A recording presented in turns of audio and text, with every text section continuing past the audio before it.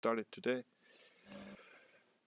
So, hi guys, again on the dev meetings, Car360 dev meeting. Because of some people being excused for the day, I'd say we shorten this and jump right in our issues for what we are having here. Mike was talking about the training material that he's processing. So my question is, could you, because you said you want to resize the material before processing, can you make an assumption, or can you make a short tryout of with several videos, just a handful, to see the difference of recognition between a resized and a non-resized version? So I can't see, so I can't see that much difference. So essentially what I've done is for, if it was the, if I didn't resize, I would set the sensitivity to 2. If I'm resizing, I'm setting the sensitivity to 1. So it's kind of it is picking up the same stuff like planes and birds and those sorts of things in both. Um, yeah, it's just from a practical standpoint. If I were to not do the resizing, it would take me Couple of I days would say a per month to folder. process the videos. Okay. So I'm just trying to work through them quicker. Once we know that there's an element of interest in a video, I can reprocess the video on a different setting. But at the moment, I'm just trying to screen them. Mm. I'm just trying to screen. I'm just trying to screen out all the stuff like clouds and plants and those sorts of things, right? So, and the quickest way for me to do that is, and I do understand it's a little bit tricky because, so I kind of get, it would be better to run it at full resolution than resize the image, because there might be something there that it's not going to be picked up if the image is resized. But there are so many videos. I mean, as you know, there are 16 folders, and each folder contains 3,000 videos. So there's so much content to get through. You know, I think there's going to be a fair amount of material that can be used for training if needs be and stuff like that. You know. Mm-hmm. Um, when you say for training, I'd say it's not absolutely necessary to have all the material filtered through your process. I'd say we can start with, let's say, one folder. Then there's still 16,000 videos in one folder, or 3,000. Yeah, yeah, yeah. So, I mean, let me just quickly have a quick look here. So, in the zeros, I have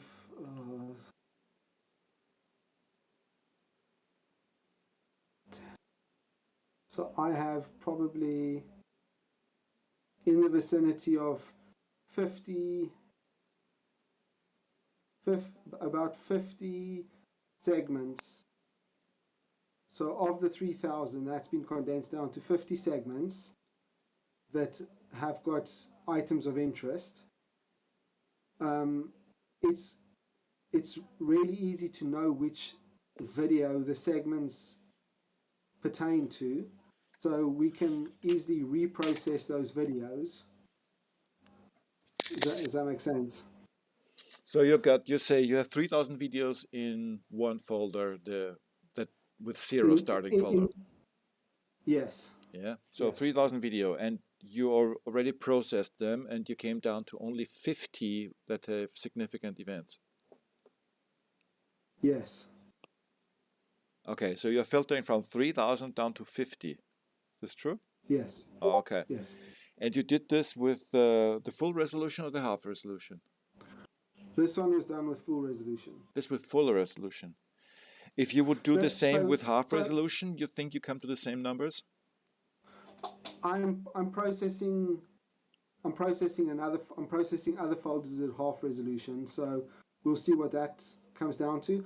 Can I just quickly just clarify there, Richard? So I've processed the videos and then I've manually watched every video. Oh dear. So there were more than 55. There were more than 50 videos. There were say 150 or 200 or whatever it was, and then I just manually watched every video to filter out the ones that are just plants and I see. clouds and that sort of thing. So this is after also a manual, so it's me watching every video and kind of getting rid of the junk. Okay, so you had 3,000 and your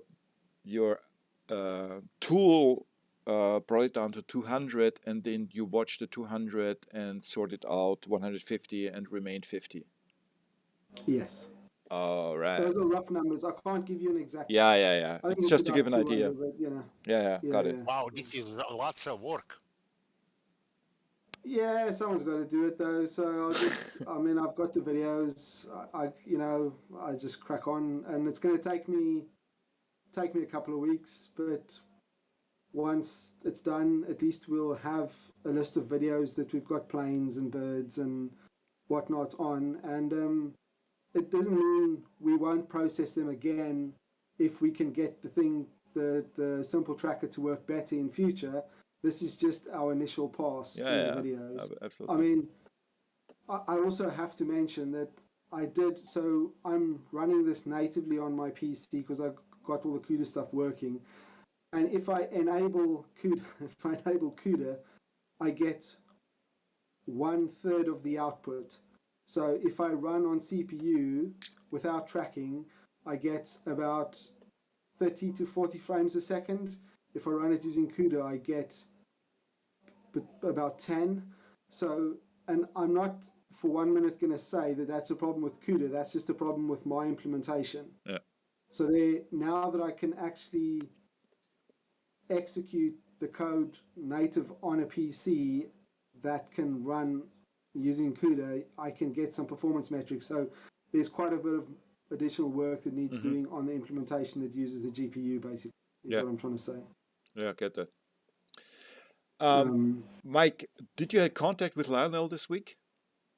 No, I assume. No. Okay. I haven't. No, not yet. Hi. That's a good point Hi. because Lionel is interested in helping out at exactly what you're doing. Okay. Yeah. Yeah, cool. Awesome. Yeah. Sure. Send me the videos and I'll scroll through them. So Oh. Mike, you already downloaded everything from the disk, right? I have, yes. Yes. So could you send the disk over to Lionel? Lionel, you're in Brussels, right? Yeah. Yeah. Could you send it over to Brussels? I should be able to. Yeah. I don't see any reason why not. Great. So Lionel, you please exchange address so that email. Yeah, okay. Sure. Yeah, that's no problem at all. I've still got the box that you sent it in, so I can just that's not a problem at all. I just take it to the post office tomorrow and get it sent over. Really.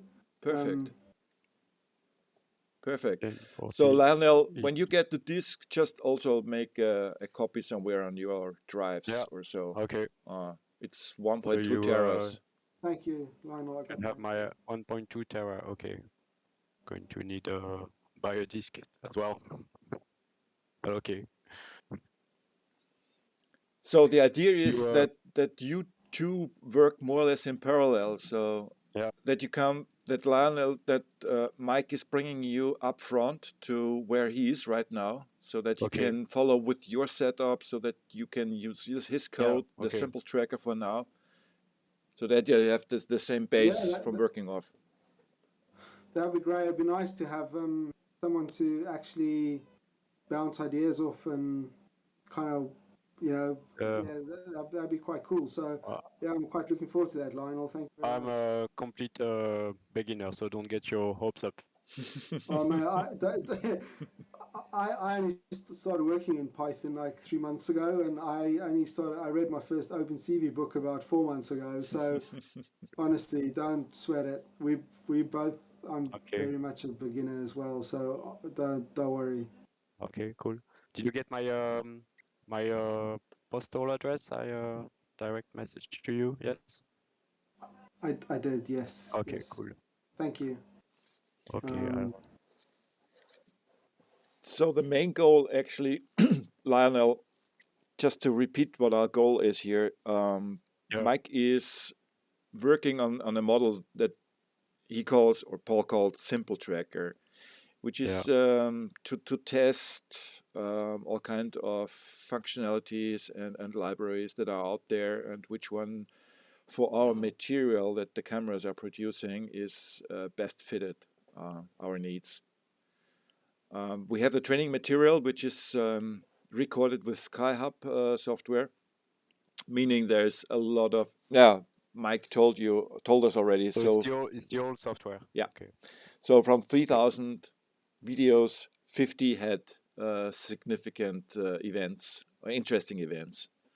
So the idea is to create a better software that does not record 3,000 videos, but only the 50. Yeah. Yeah, Yeah, so that that's if the basic goal. so, y- yeah, so the big thing, yeah.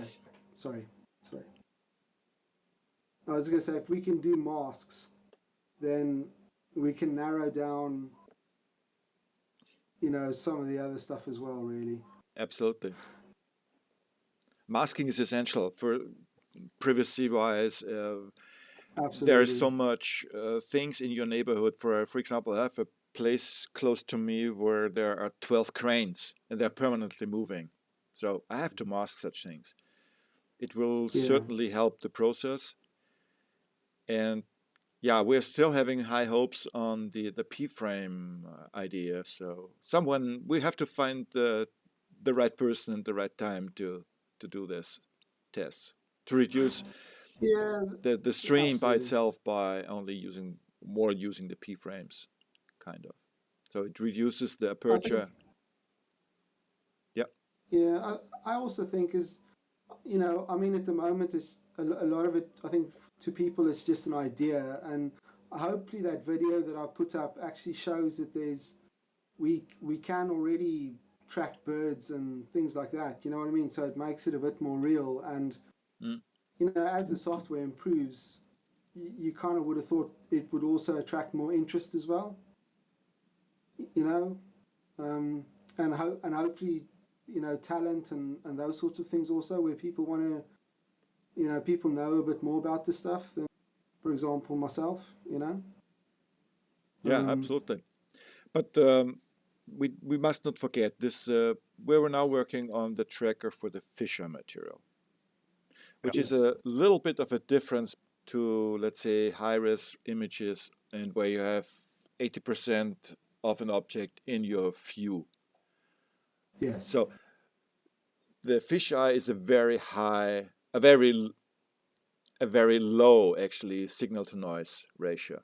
So it has much noise but less signal. yes, Whereas the PTZ material, when you look through a scope on an event, if you find it, the signal will, compared to the noise, be rather high. So this is actually, yes, the fisheye is the worst case that we are going to yes, face. That's why we started with this, yes, because we have to solve that in the first place. But yes. We've it got to is, start somewhere, don't we? yeah. Um, and because I'm just more or less talking to Lionel here, because Mike, you already know that. Yeah. Um, Okay. Listening. the biggest issue is that the fisheye software is actually only there to detect um, important events, not in a way that it is significantly uh, estimating what it is, more like knowing what it is not. So, for example, if we could say an event doesn't look like a bird because it doesn't behave like a bird, that's actually the goal where we go here on the Fisheye software for that one. We do not now have to know what kind of bird it is. Just to know whether it's a plane or a bird is more or less enough. And this has also been derived from, let's say, if there is a video that has that has a significant event, just by what Mike was telling right now, with background subtraction or with motion detection, where we only look for edges that move and blobbing that moves, kind of. That information is actually more or less the only thing we need to steer a PT set toward the event, where we actually then see what it is. So that's why this filtering process on the Fisheye material, first recognizing an event, recognizing that an event is significant, and then knowing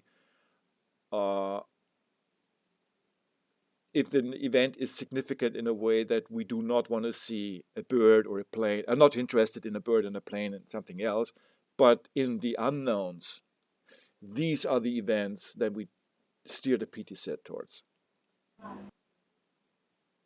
So what I want to say is the machine learning part of the fisheye material is rather rudimentary compared with the machine learning on high-res images. I'm not high-res, but with high signal-to-noise ratio images. So the Yeah. So it's already not an easy problem. Just the motion detection. That's already a big challenge, isn't it? Just to track the one video that Paul put in software dev this week, where he tracks birds. And you it see was the Mike, little green square. or Was Mike? was it? Yeah, it was Yeah, me. it was him. Yeah, that was a hell of a job. That is Well, brilliant, absolutely. Compared to yeah, what we had that's before, this is absolutely brilliant. yeah. So that's it. It's pretty neat actually, and you can see it like tracking planes and stuff like that. And I think there's one where it tracks a satellite or a, I don't know if it's the ISS that flies over, but it's like it's at night, and Mhm. I don't know if it's, I don't know what it is. It could just be a plane as well, but you can see it tracking that. Yeah. And so I mean, once I've kind of filtered, so what I want to do is I want to kind of put all these videos somewhere so you guys can just have a look at them just to see, because it brings it a bit more to life, you know, because at the moment I think a lot of people, I think there's obviously there's a lot of conversation topic around this, a lot of talk about it, but I think if people actually see these videos and the object being tracked, I mean, it's by no means perfect, but I think it will just bring it a lot more to life. Mhm. You know, it'll bring it, people will see that it, oh wow, okay, we're actually tracking a plane and tracking, and I mean, I can put them up on Discord, or That's a I good don't quite idea. know what to do. That's a good idea. Can you, let's say You know what I mean? It just, I you think have 50 hand selected ones from your 200 from the 3000. yeah, I mean, I can just sound quickly. Let me just quickly check, Richard. So, in all fairness, those they aren't terribly big, right? So I can just shove that stuff on like up on a Dropbox or a OneDrive or something like that. Really, I mean, so as part of the processing, so what it does is it actually records, it creates a video, but it also takes image snapshots of every frame, and it creates a JSON file. And I think Paul's view was, you know, the idea is then we've got all the images, we can then cut out the item that we want um, to label, and we can then the JSON's already pre-filled out with, I don't even know if we have to cut the item out because the JSON has got coordinates for the item in the frame and all this sort of stuff. So but just for you to view the videos, I obviously don't have to include all that stuff. So if you guys just want to see a couple of videos, I can get those over to you just via Dropbox Yeah, or OneDrive or any of that sort of thing, you know. good idea. Yeah, and I also want to see that the variety of what kind of events this is detecting. But this Yeah, brings me no, to that's the question. absolutely Yeah, sorry. agreed. No, it'd be good for you to see as well. Really Yeah, would be for everyone, really. yeah. So That'd be great. That's a good idea. We should do that. Okay, can you do this in the coming days? Put those 50 in a Yeah, pocket. yeah, sure. How many do you want? Do you want? I mean, should we start off with like? We can use 10 or I'll 20. get some over to you guys, and then we can always. Basically what I'll do is I'll set up a folder which I can share, Yeah, and then I'll just drop them in. yeah, And you know, you guys, I can add to it over time, if you need more content, sort of thing. You know. I'd say you open up a share folder and drop in how many you think you can drop in, and give us, let's say, a week time, and then you can delete this folder again.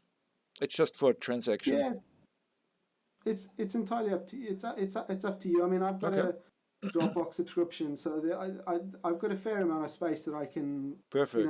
on Google Drive as well or something like that. So Yeah, I'll put some in, and then you can let me know if you want more. perfect, perfect, perfect, Mike. I'll try and get that done today, tomorrow, sort of thing. So I'd rather also see image JSON combinations.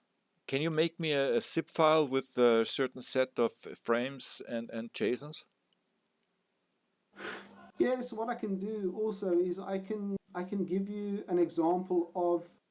So what I will do in the when I put the videos in the folder, I will include a entire folder structure of what we get Yeah, when we process a video, yeah, of essentially what it produces. So you can see it's the video, it's the individual images, the frames, and then it's also a JSON file. And I mean, Paul did all that work, and I think his view was, all we have to do is we just have to work through the individual frames and label it to be a plane or a bird, and then ultimately that gets fed into something to generate, um, uh, a model. But I can certainly show you the structure of the folder and what the folder contains. That's not a problem at all.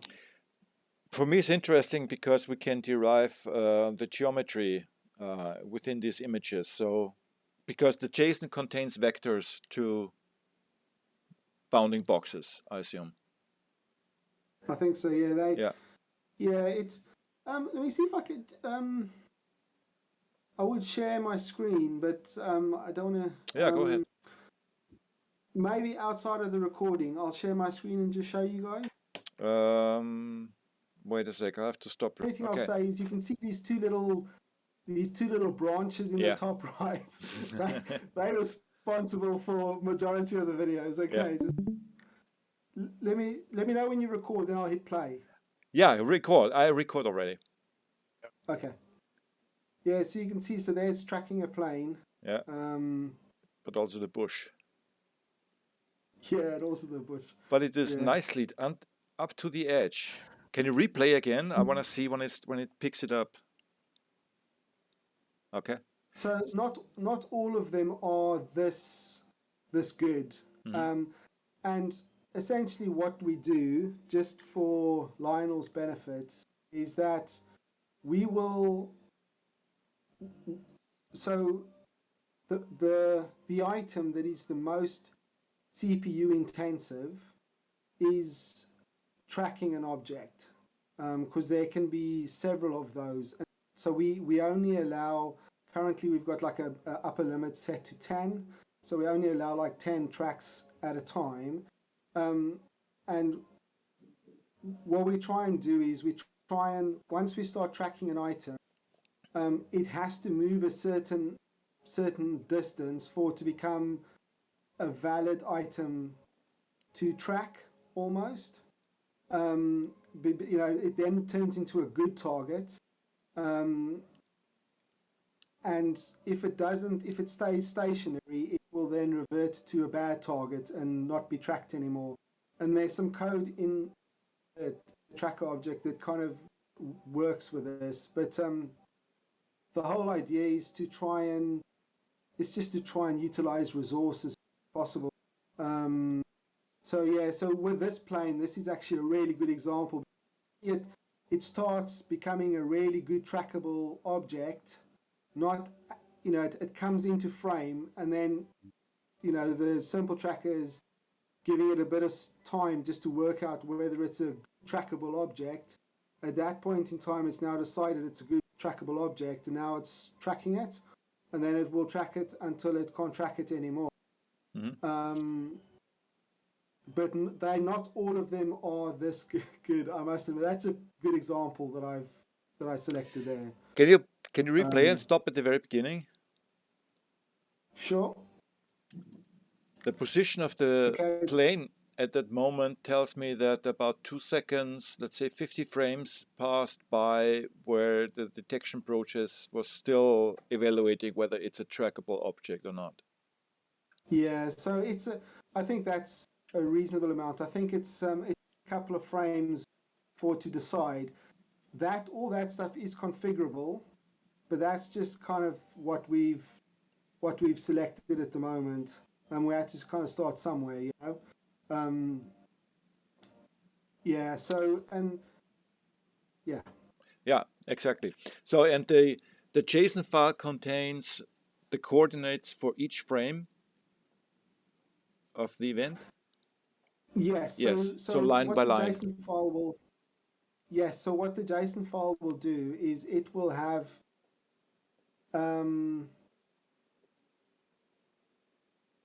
I'll stop recording and you show me the JSON content, right?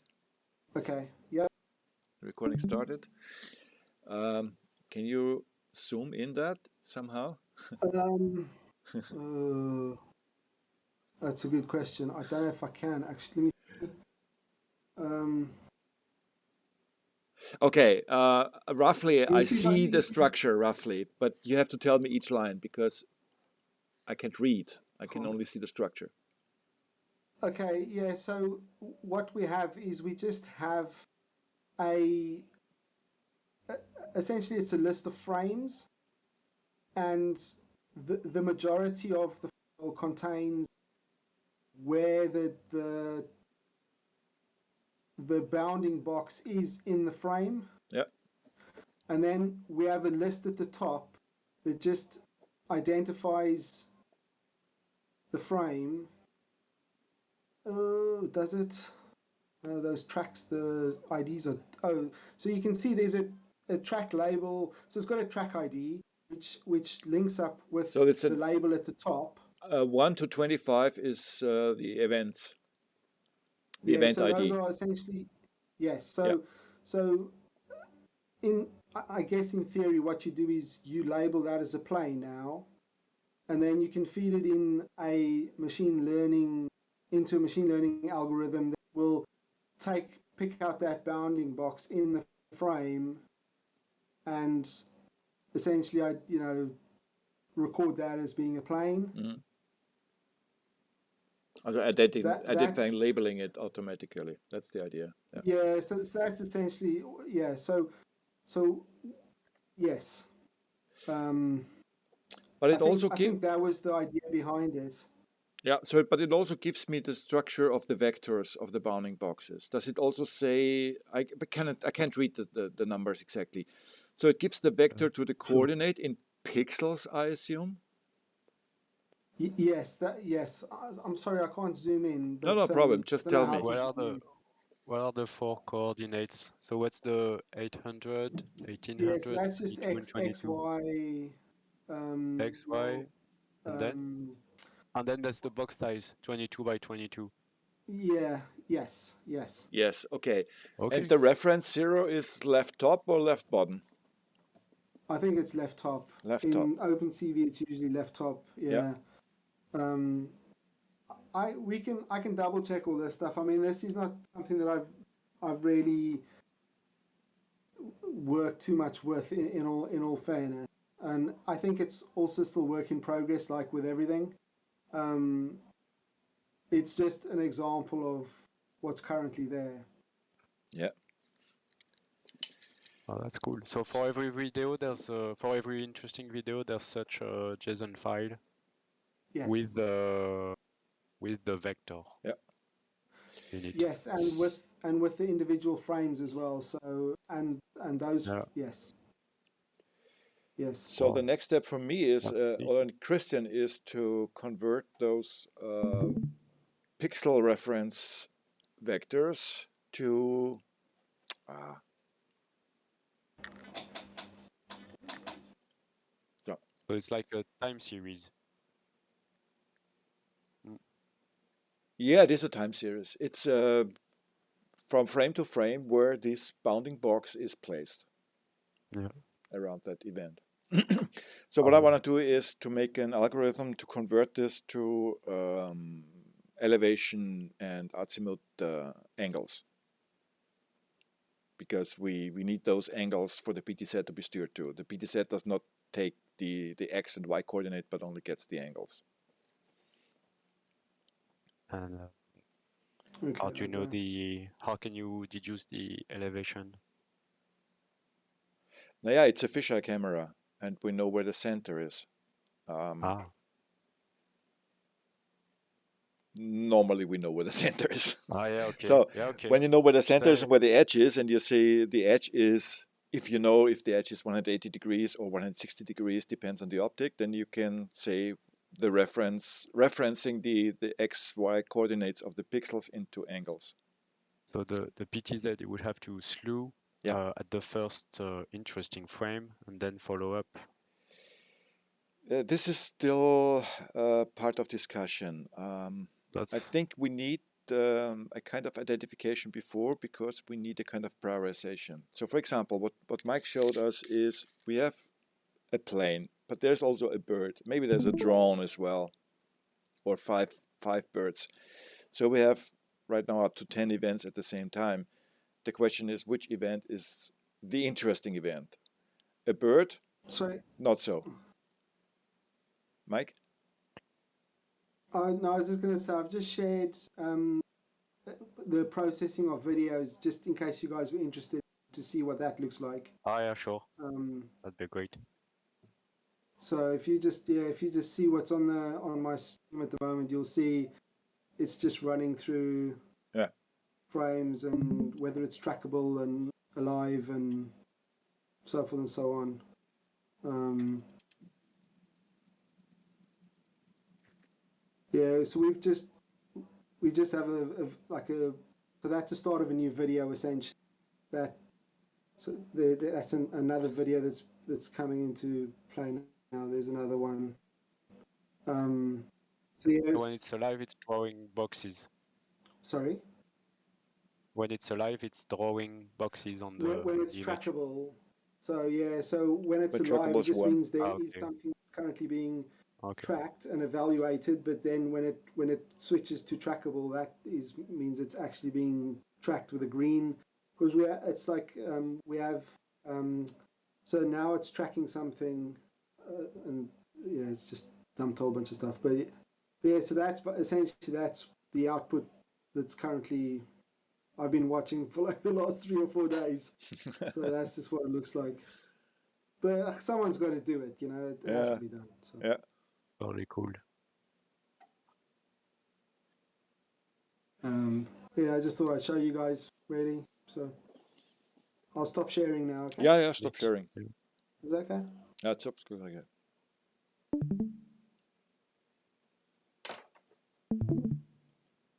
Perfect. Thank you, Mike. So you guys have to find your way in here. I think, Mike, if you can So, help Lionel to yeah. come up as quick Could as you possible. maybe can we schedule or maybe do it now if you have a half an hour to just get my environment running? Yeah, we can give it So a I go. well maybe after the meeting or maybe if Yeah, that's nobody. fine. Yeah. Yeah, absolutely. Okay. Because this meeting will not take long today, Okay. because of so many Okay. people missing for today. Okay. So we yeah, okay. So Cool. I'd say Fine. thank you, Mike, for the update on the machine learning part, on the motion detection part, actually, Yeah, to no, be that's correct. fine. Yeah. No, that's fine. Um, No, I will give that's you cool. some updates on other things that are going on. I have to do it because those people are not here because of some are sick, some have other issues. So I give you a short update on what happens that week, and then we can close that session down, and you can have your meeting. You can still go on with your meeting in here. Okay, we'll stay in I'll just the stop meeting then the for a recording. bit. So just a short update. Internally, we finally had the enclosures produced. Now they are in boxes at the manufacturer, but we're not settled with the store yet. So it still takes us a couple of days until we finalized where the warehouse will be. This is more or less a tax issue. So it has, oh dear, so many issues on this to open up an online store. Anyhow. We also are working on the onboarding procedure. So the idea is to have a page on the website and also have a one-page pitch so that new developers who come in get very quick orientation, what the project is, and so forth. So this was mostly done here in our chats on Discord where we explained to the people, but we want to make this more automatic so that new developers, without talking to us, get a good idea what the project is and where they probably Yeah. fit in. And to the end that we have an onboarding process where there's like Lionel, that like what we did with you, the Christian, me, maybe others join in an onboarding process every 2 weeks. So to channel them in the right way.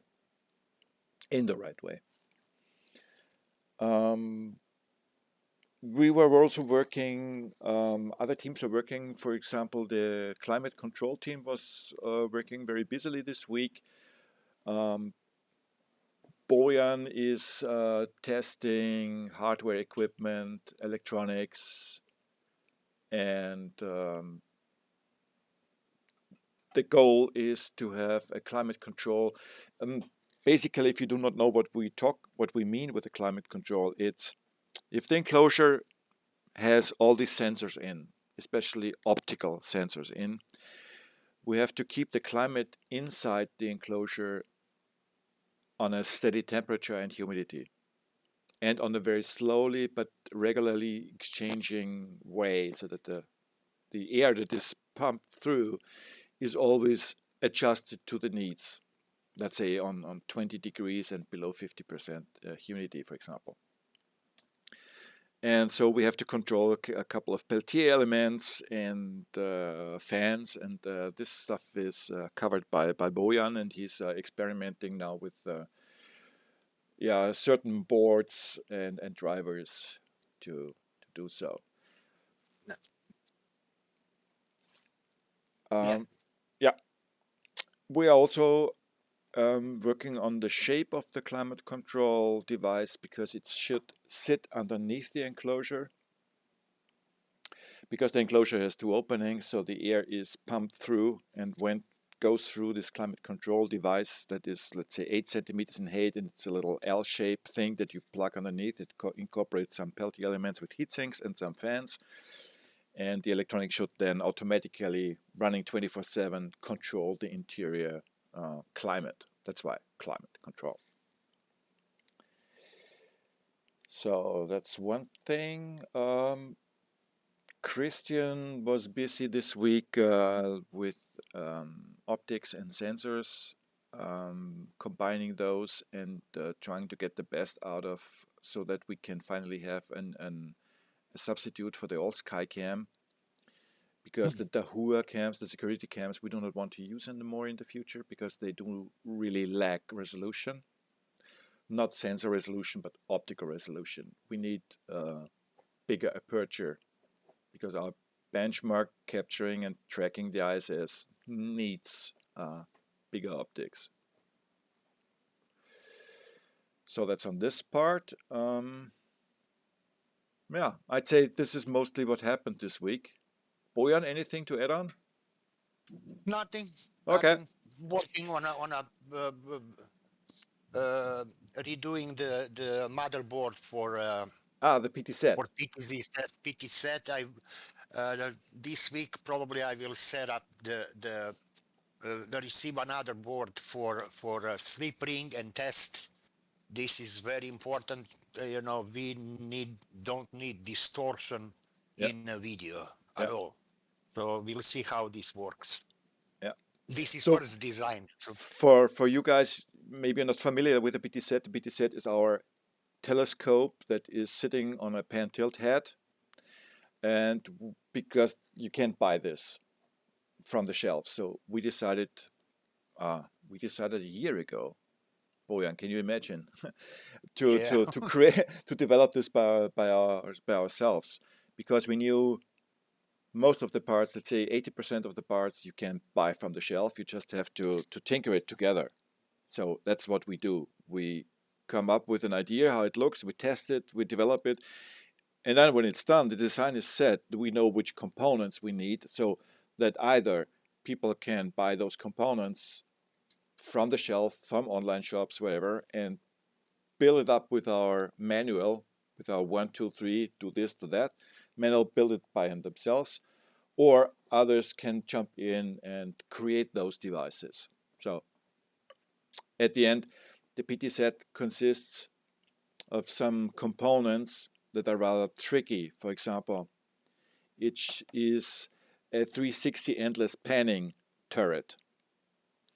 And because it's endless turning, we have to deal with the cabling that goes into, because there's the telescope and there's the camera and there's also the electronics. It's all turning in a circle, right? So we have to get the data and the power through uninterrupted, in an uninterrupted way. we don't need noise. We don't need any kind of, you know, if we going to record the image with telescope, we don't need any distortion, you know. So this is kind of tricky. Will be a little tricky. We'll see. I don't know. So I will test slip ring like a recording. Mhm. My plan to record something on a camera Through this and slip going ring. through the slip ring, and then on another side, uh, I will have image. And then by using LabVIEW, you know, LabVIEw has, yeah, I can compare two images, you Yeah. know, and I can see what is difference, any noise and stuff like that. So, Yeah. you know, Yeah. this is my plan. So we'll see. And also the controllers themselves, Bojan designs them for the PTC. They're consisting of 3 teensy boards that are incorporated on What's a teensy? breadboard. So I will. Okay. Can I? Yeah, can you That's share type of your screen? electronics. Uh-huh. This inbox application screen. Screen. So in terms of the Okay, fisheye, hold on. Uh-huh.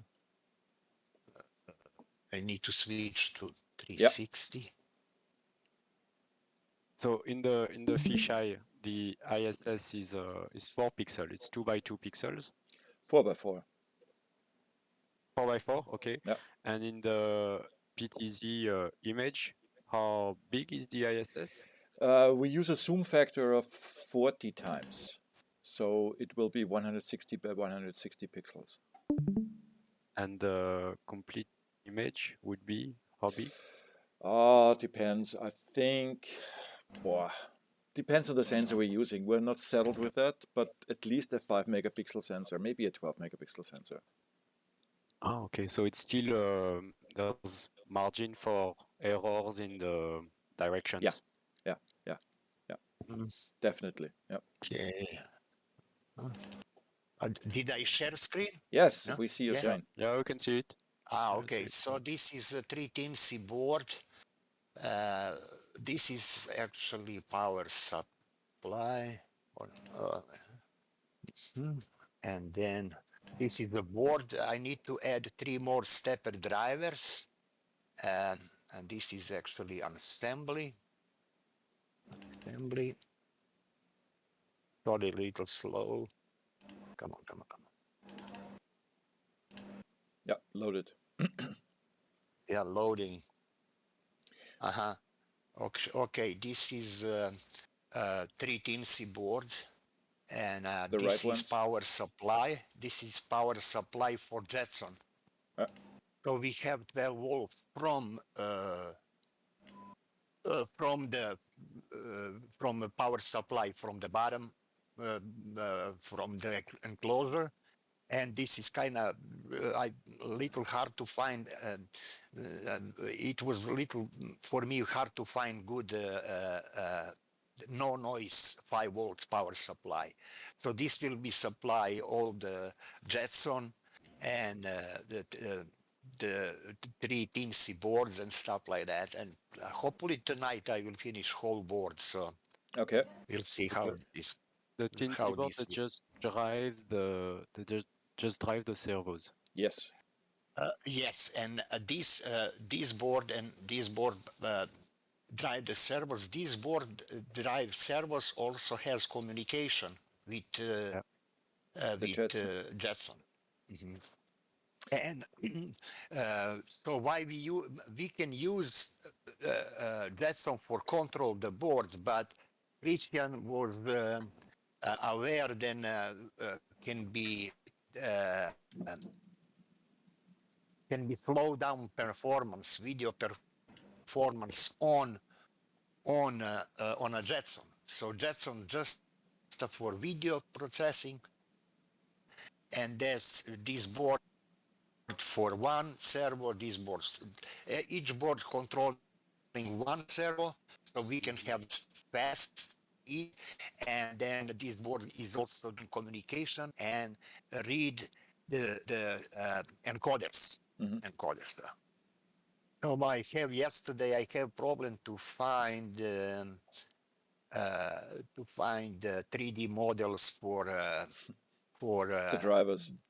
stepper drivers. Probably I need to do by myself. You're still going for the. Sometimes you can find good 3D model. Mhm. Sometimes not. You're still going Sometimes you better for. do it by yourself. So. You're still going for the And 8711. what? So this is what's going on. Yeah. So I need to finish today the schematic and everything. Since I'm working after work, I need to do that. So this is it for Perfect. now. Perfect. Thank you, Boyan. Okay. So I need to finish this one. I need to finish 2 boards for limit switches for telescope. So I need to see we can use mechanical switches, or we can use just electronic devices like Hall effect devices and stuff like that. We don't know yet. I need to testing this. Mm-hmm. And slip ring and one additional board for slip ring. This is for now. So hopefully we'll be done before spring. I was a little slow down because I was moving to Florida, so I stopped completely. But now I'm back, so hopefully we'll be done. Perfect. So this is it. Perfect. Thank you, Boyan. Nice. Yeah. Can I show you guys one more video? Yeah, of course. Boyan, can you I unshare? need to Stop turn sharing. screen. Stop screen. Thank Yeah. you. So if I show you one more video, and I don't quite know what this thing is tracking. I kind of assumed it was a satellite or an ISS. You can let me know what you guys think. Okay, show.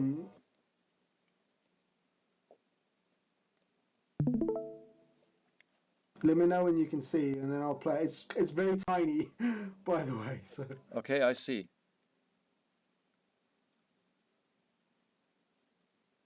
Oh, nice. you see, it's really tiny. It's an. How fast going?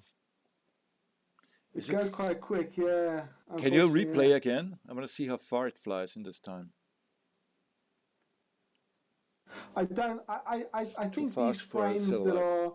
that are produced are sped up. It feels like they go quicker than they should do. In all fairness, not sure why, but just bear that in mind. I can have a look at the initial video that we processed, but I just thought I'd show you this because I don't know if it's a satellite or because it's you can see it's really tiny that it's picking up. You know what I mean. So how many pixels is there?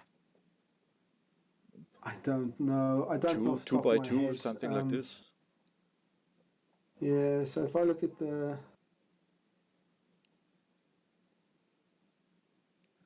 so the bounding box is 15 by 15. So isn't that a bit fast for a satellite? Well, these videos do seem to be running at about 2 or 3 times the speed. Okay. I'm not entirely sure why, but yeah, it is very small. I just think it's quite neat, the fact that it managed to pick it up and track it. Really, Can you tell us what times in seconds it takes from this flight path? I'll have to look at the original video, Rich. I can dig into it a little bit more then. But I just thought I'd show you guys really because it's a little dot that it's tracking across the sky. That's I didn't. Yeah, I just thought it was quite The interesting. question is it just, let's say, that 2 or 3 seconds, or is it actually in real time 10 seconds, Let me see if I can find the or video. even more? Give me a minute, and then. Okay.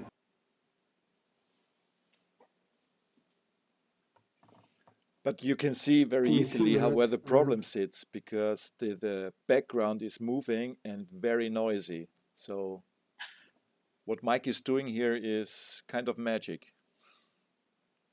Oh, Yeah, I 'cause wouldn't say that. the clouds they also move crazy fast. The clouds. Yeah, it's sped up. Was it a very windy night or? I don't know. I've got the original video here, so I can play that. Well, it's normal speed. Yeah.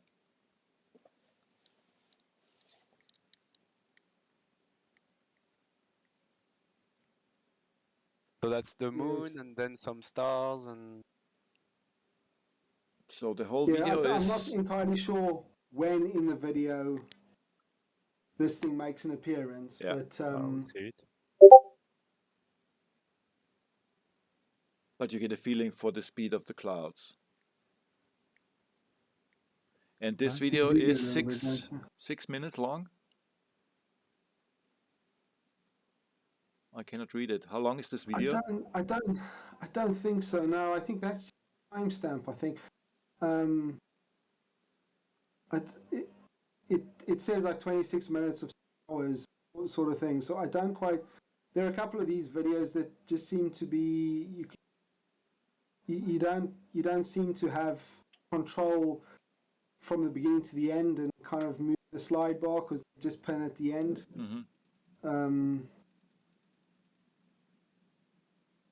Okay. But at least, Lionel, you get the idea of the speed of the background. And it's not playing Yeah. in 100% speed, so normal speed, right? Okay. Yeah. Okay, so it's I just thought it was neat that yeah. Yeah, it could be a camera satellite. picks up the stars are really well defined. The camera is really good. Do you think so? So is that the resolves. previous IP cam fisheye? Was that the one from the That's a curated Dahua list of camera. material? That's a Dahua camera. Dahua? Okay. A 12 megapixel It works really Dahua. well. Yeah, but you know the optical resolution is I think the optics itself is a 12 millimeter optic, something like this. So a 747 on 40,000 feet is resolved by 10 pixels, but you still can see it. A satellite is almost not seeable, so that Mike found a satellite in the material is rather luck, I'd say, because normally you don't even see that many stars in that view if you watch it with your naked eye, because your naked eye has a bigger eye bulb and so can resolve much more light coming in. Yeah, no, So I completely agree. I don't. I'm not going to try and sell it to you guys as look, our trackers that cool, it can pick out satellites. You know, I don't for 1 minute want to say that. I just thought it was. I just thought it was quite. It was just you know, it was such a by chance thing. You know, hey, there's found a it really. timestamp. We have to ask Christian what celestial bodies were moving over our skies. Maybe it was the ISS, but I doubt it. I did find a script that seems to calculate the position of the ISS at any point in time. Yeah, Stellarium can do this. You can go back in time. I think Stellarium is able Oh, to okay. do so. Yeah, so I don't know. I don't know when this thing comes. I mean, I'll through it and if I can find it. I just thought it was. Isn't there a contrail on the right Are there, above the moon? are there something actually? Oh, There's is it just a something. plane? Is it? Then it must be a plane.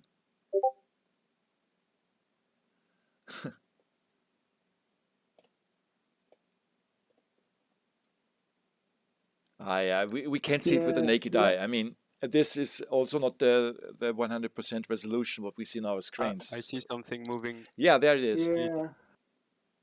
I wonder if it's just a plane because you can see a chemtrail or one of those Yeah, like its exhaust trail sort of yeah, thing. that's a plane. Yeah, when it moves through the clouds, there's some residue in the clouds.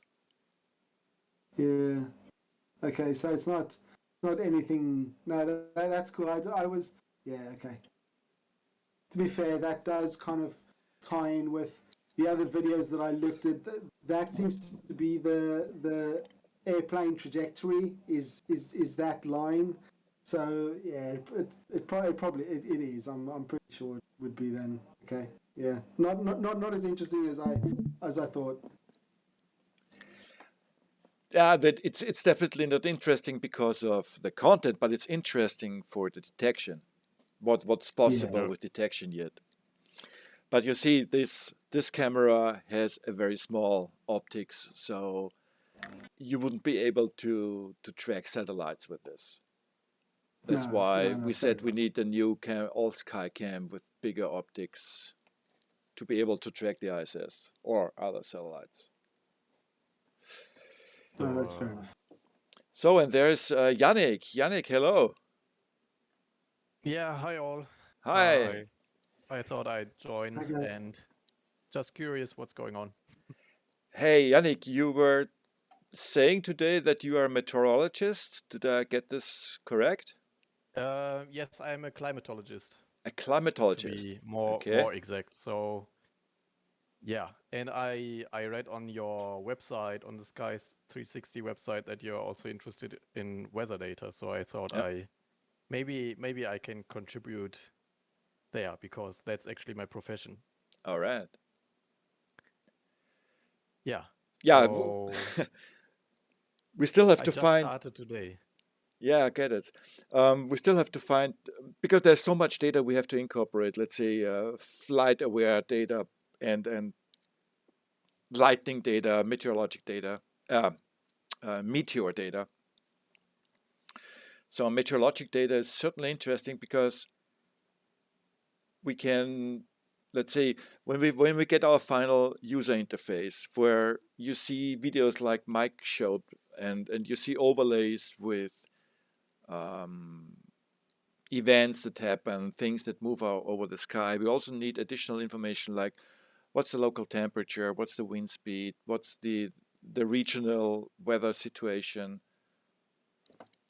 So there's something Right. additional data that we certainly need, because it is needed when you do the analysis on such a video. You need to have to know the circumstances, so much how much humidity was there on which cloud layers, kind of.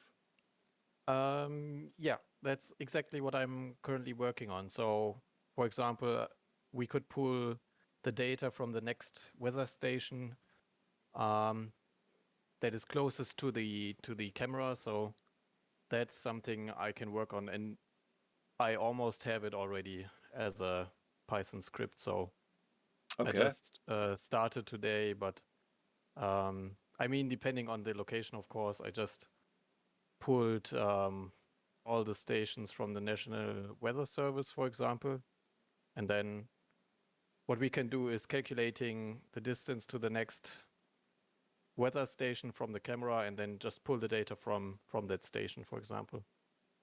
And this data is publicly accessible. Yeah, from the National Weather Service, definitely.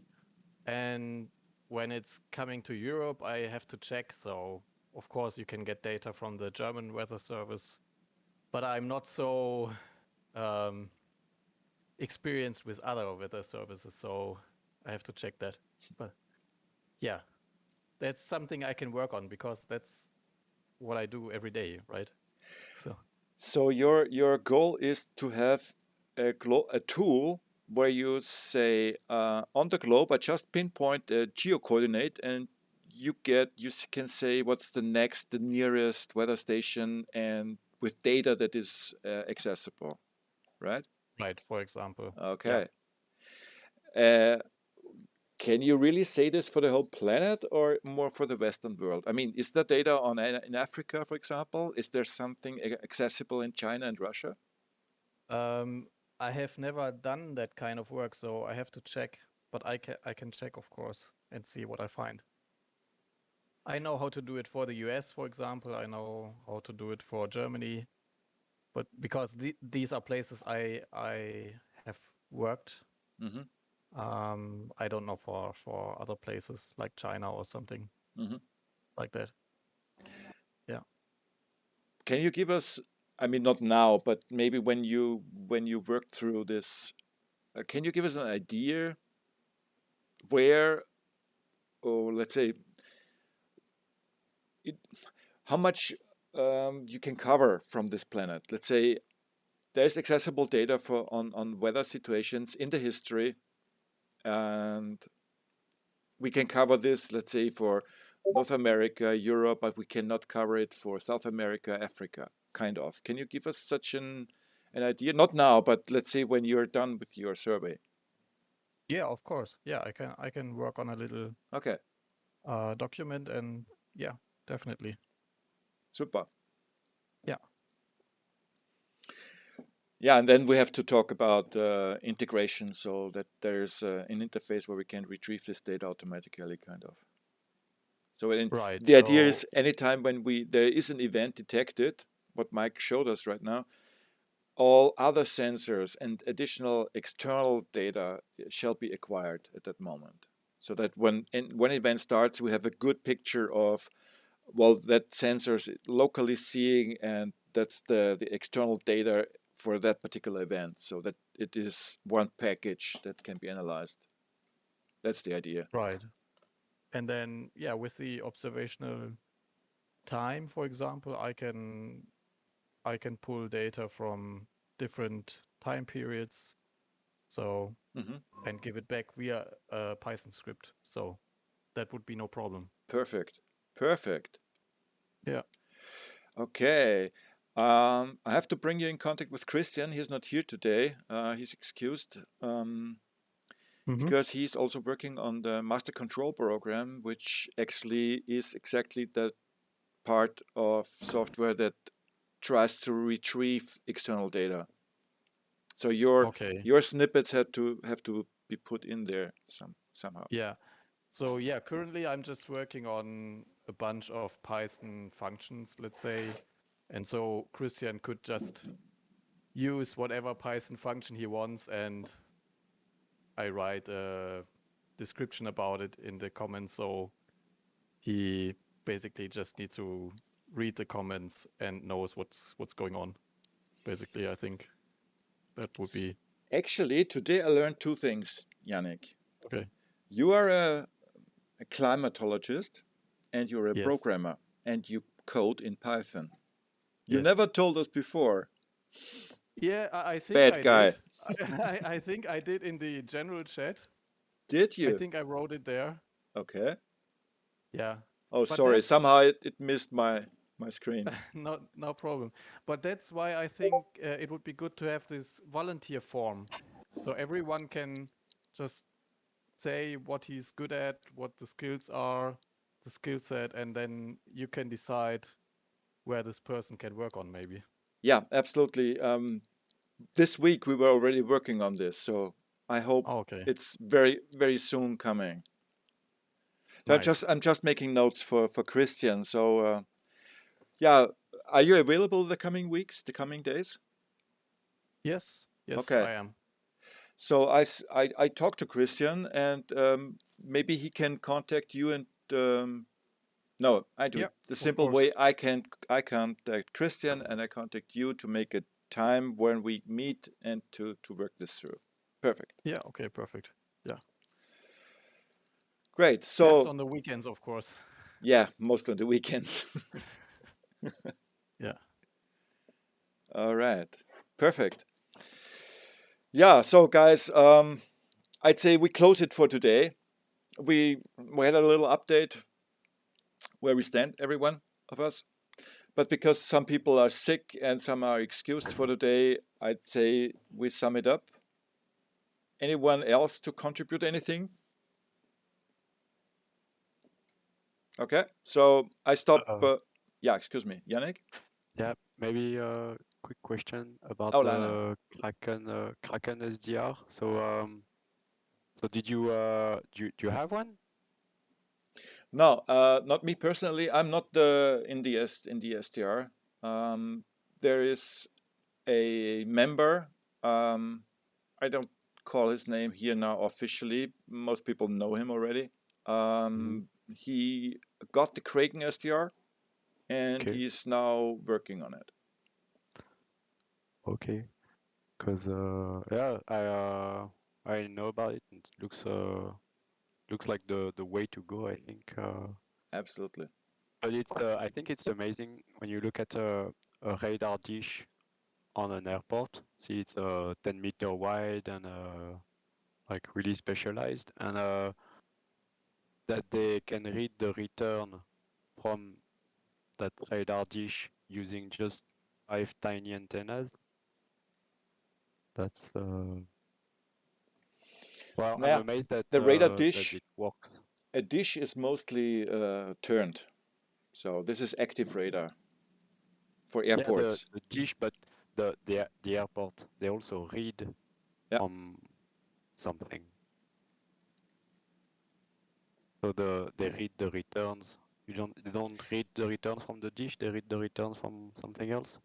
I doubt that airports are working with passive radar. I think they're mostly No. working with But active radar. when you do active radar, you have to read To emit. First you have to the emit response. and then read the coming back. You think it's the same dish that reads and emits? Yeah. So it's the big wide turning thing that Yeah. reads the return. Yeah. So that's what I find amazing in that software-defined radio is that you can replace a 10-meter wide dish by 5 antennas. Okay. This is from a accuracy point of view, kind of. Sure. But Sure. if you take antennas, you're always spherical scanning. Depends on how it is set up, the antenna. But it's an all sky. It's a roundabout. With this radar that is moving, it's only the reflector that is turning, and in front is like that James Webb Telescope, kind of. There's the sensor. That's the head. Yeah. So it is always directed. Depends where it is looking through.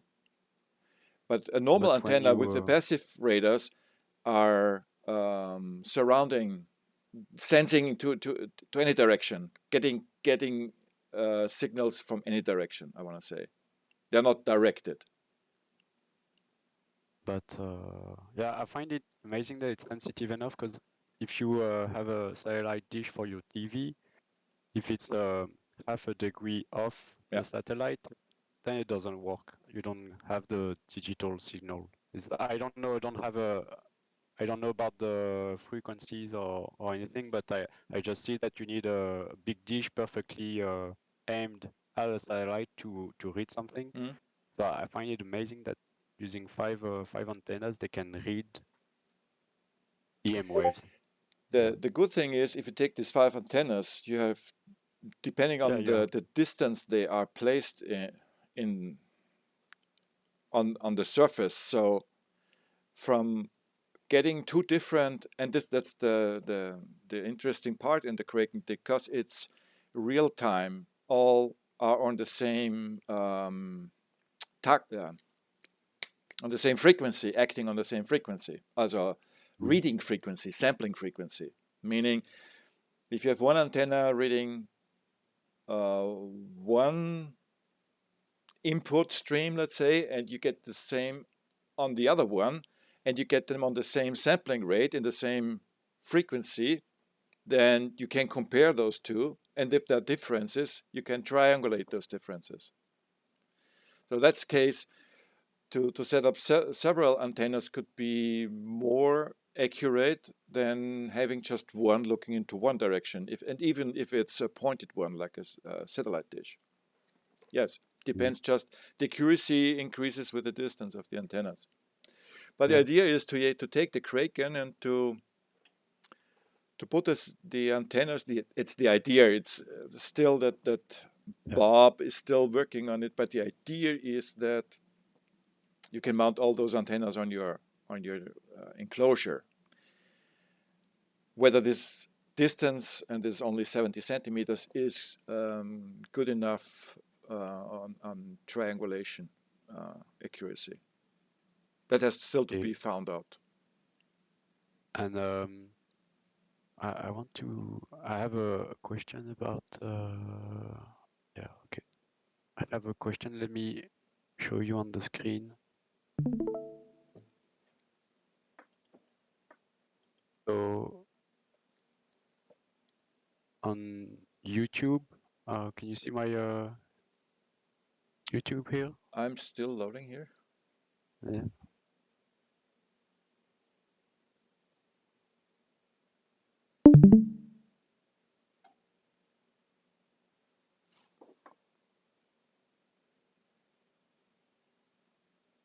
So,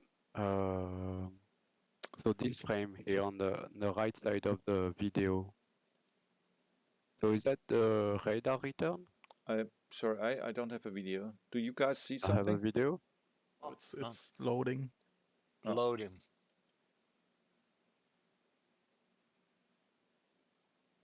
Can you share just the window? I'm trying. You have to close the share before you. Yeah. Okay. Okay. I'll try sharing again. Reshare and take the window. Wow, that's the window. It's Safari, right? Okay, Safari. Go live with Safari.